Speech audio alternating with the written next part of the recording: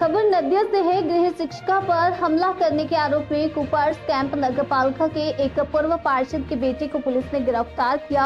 इस घटना से कुपर्स कैंप इलाके में सनसनी फैल गई। पीड़िता की हालत गंभीर बताई जा रही है और वह इस समय रानाघाट अस्पताल में इलाज है।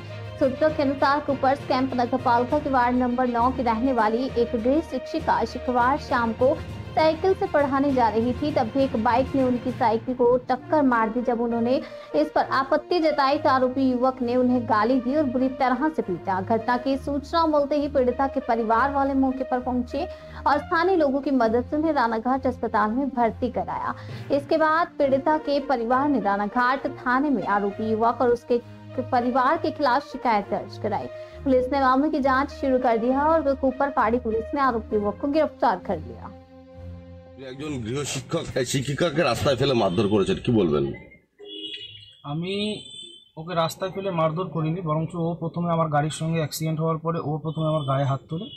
ওর সাথে আমার দিদির সঙ্গে মারামারি হয়, সেখানে আমি মারামারিতে একদমই জড়িত না, কিন্তু আমি ওকে একটা থাপ্পড় দিয়েছিলাম। হ্যাঁ, তারপরেও একটা বেঞ্চের উপর পড়ে গিয়েছিল। তারপরে ওর হয়তো গাল বা মাথার ওখানে কোথাও কেটে যায়, কিন্তু সেটা মারামারির দরুন, আমাদের হাতাহাতির দরুন ওর সেই কাটাটা হয়নি কোনো কারণে। অভিযোগ করছে আপনি মেরেছেন। এই অভিযোগ একদমই। আপনার নাম? রাহুল মাঝি। হ্যাঁ, রাহুল মাঝি।